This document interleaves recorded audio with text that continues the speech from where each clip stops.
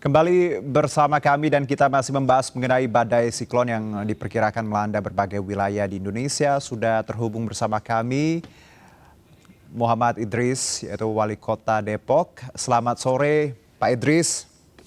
Selamat sore, Mas Ya, Juno sehat dan Pak ya? rekan-rekan. Sehat ya? Alhamdulillah. Pak, kita ngobrol sedikit bicara mengenai siklon, cuaca buruk, angin kencang. Kita tahu beberapa hari yang lalu sempat melanda wilayah Ya. Jabodetabek. Kalau dari Depok sendiri ada laporan apa Pak untuk warga terkait ini? Depok terkait Mhm. mungkin seperti yang dikatakan Pak Fahri tadi, Oke. ada dampak-dampak dari Mhm. siklon di wilayah yang lain. Mhm. Apa namanya tadi siklon Pedi, Ya. mungkin ya. Mhm. Karena ini juga waktu itu ada istilah cuaca ekstrim dampak dari La Nina di Kota Depok. Ya. Ya, nah Mhm. ini kejadian pada tanggal 22 November kemarin. Mhm. Ini di satu wilayah di kelurahan itu Oke. ada tanah longsor, Mhm. memang Mhm. berdampingan langsung dengan sebuah sungai atau kali yang Oke. memang kali ini banyak permasalahan yang memang harus jadi perhatian Mhm. kita semuanya, khususnya sudah Mhm. kita ajukan juga kepada kementerian, yaitu Sungai Kali Ya. Pesanggerahan Mhm. yang terdapat di Kelurahan Pasir Putih Baik. di Sawangan di bagian barat di Kota Depok. Baik. Ya, kalau Pak. posisi Ya. selatan ya seperti yang dikatakan Pak Fahri tadi juga Mhm. memang posisinya di selatan lah kalau kita Oke. lihat dari Jakarta, seperti itu. Baik. Itu ada 17 kakak yang terdampak banjir dan Mhm. longsor. Mhm. Ini sudah kita relokasi, Mhm. bahkan kita kontrakan rumah dari BTT kita. Ada Oke. 11 lahan yang terkena longsor, Mhm. yang tiga lahan sudah hilang, Mhm. termakan hilang, terkena Mhm. longsor tadi. Artinya karena memang sungainya itu sampai sudah berpindah Oke. dari posisi ke posisi yang lainnya. Tadi karena Baik. memang tekanan longsor yang memang sudah semakin Oke. meluas. Tapi alhamdulillah tadi Seperti itu. sudah ada penanganan seperti itu ya Pak Idris ya? Ya, sudah ada penanganan yang yang kita bisa lakukan, Mhm. termasuk juga pengontrakan rumah, Baik. evakuasi ya, Mhm. yang memang belum tertangani secara definitif, Oke. secara komplit, Mhm. yaitu turap dari sungai ini. Oke. Kita sudah bersurat minta bantuan juga ke pemerintah pusat, Kementerian dalam hal Mhm. ini, dan dimediasi oleh BWSCC. Dan Baik. bahkan kita sudah datangi juga, sudah saling melihat ke lokasi. Mhm.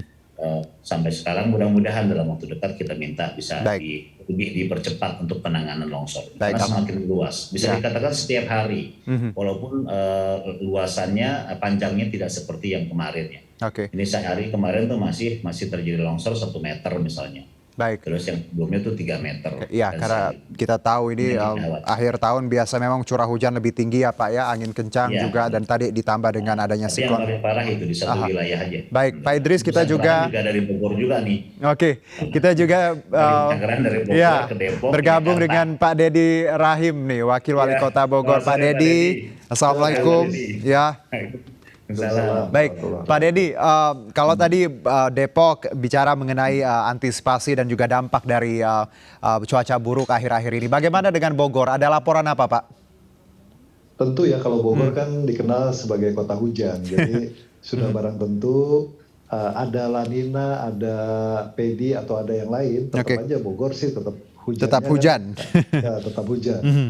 Jadi yang seperti disampaikan Pak Wali Kota Depok ya terkait dengan kiriman air, tentu itu tidak bisa lepas dari kondisi alam di Kota Bogor yang memang hampir setiap hari kita hujan. Ya. Tapi dengan adanya Pedi dan yang lain-lain ya tentu menambah situasi yang harus kita waspadai, terutama warga yang berada di tebing-tebing di pinggir-pinggir sungai. Oke. Itu yang paling rawan ya.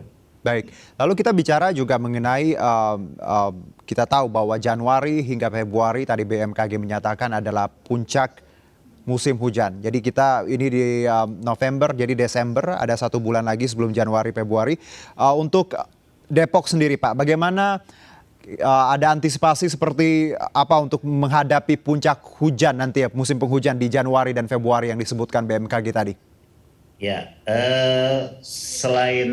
selain komunikasi koordinasi dengan BNPB pusat dan Jawa Barat, kami juga melakukan koordinasi dengan stakeholder Pentahelix, dan kami sudah melakukan apel siaga untuk seluruh stakeholder juga Pentahelix, khususnya teman-teman dari TNI Polri, untuk mengaktifkan Satgas Penanggulangan Bencana.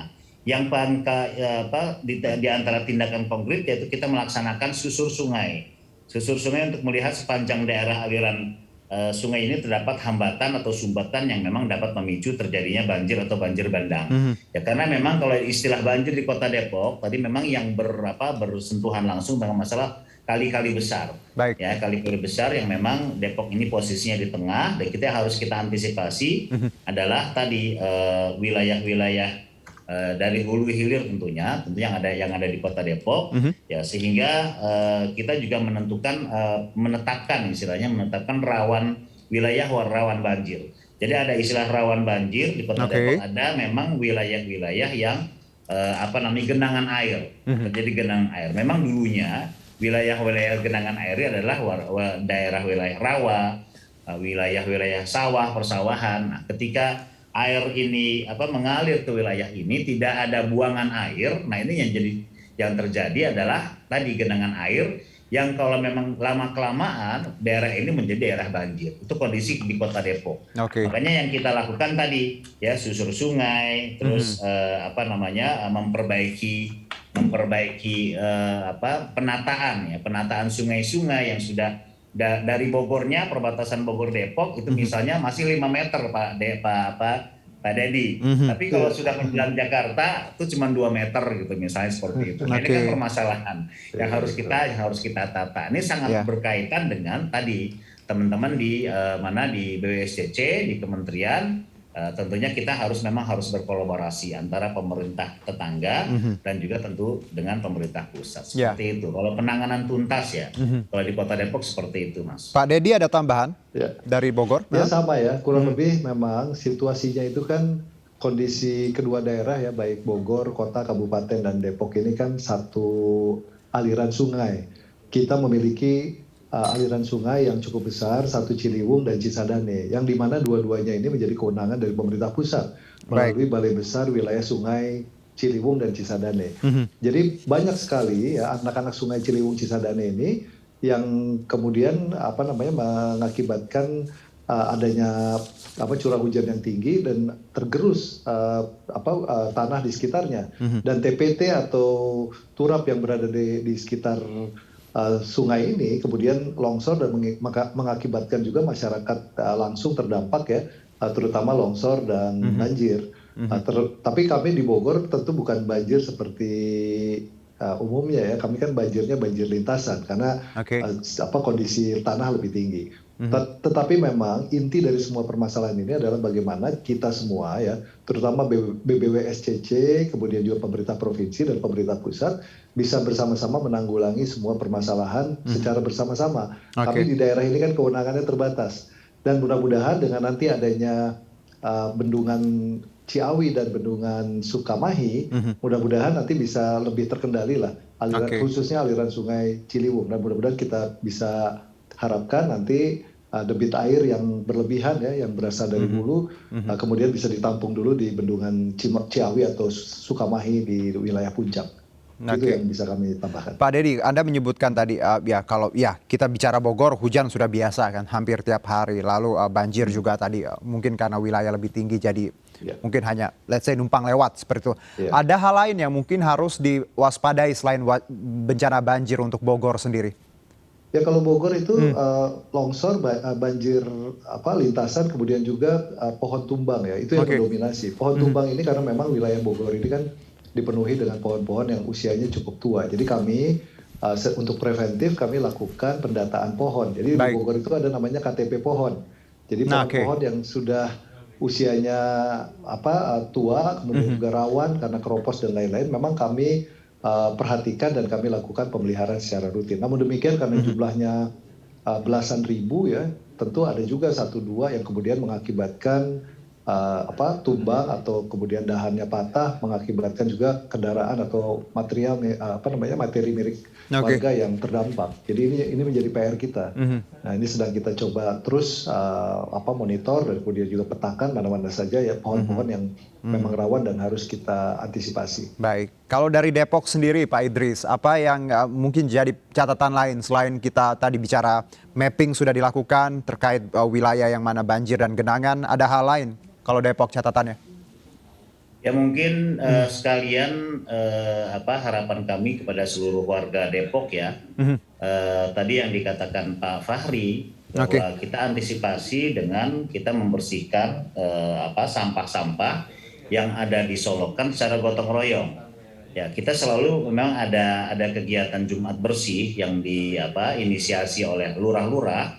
Ini memang sudah harus kita galakkan kembali, khususnya di akhir tahun ini menjelang awal tahun yang tadi dikatakan diprediksi cuaca ekstrim ini semakin menjadi kewaspadaan kita semuanya. Maka pada seluruh warga akan dibantu diinisiasi oleh Pak Lurahnya, Pak Camatnya untuk kita membersihkan sampah-sampah dari saluran-saluran air kita, karena itu juga diantara pemicu genangan-genangan air. Nah ini mungkin sebagian orang mengatakan ini saluran air di rumah saya kecil saja, jadi nggak terlalu penting. Padahal itu sesuatu yang kecil, dari kecil sampai ke sananya dan sampai ke hilirnya lama-lama menjadi besar. Tumpahlah air di bagian yang memang yang relatif lebih rendah. Jadi tumpahan-tumpahan air yang selalu menjadi masalah ya kalau di Kota Depok, khususnya di jalan-jalan raya. Nah ini jalan-jalan raya ini ketika sudah terjadi genangan air karena air itu tumpah karena tadi ada sumbatan-sumbatan, yang terjadi adalah kemacetan. Kemacetan terjadilah tadi sesuatu hal yang memang juga harus diwaspadai. Ya seperti itu. Termasuk juga pohon-pohon yang seperti dikatakan Pak Dedi. Itu persis di Kota Depok memang juga banyak sekali pohon-pohon yang memang harus kita sebenarnya kemarin sudah kita lakukan cek ya, pengecekan terhadap pohon-pohon yang tua-tua yang langsung saya perintahkan untuk ditebang.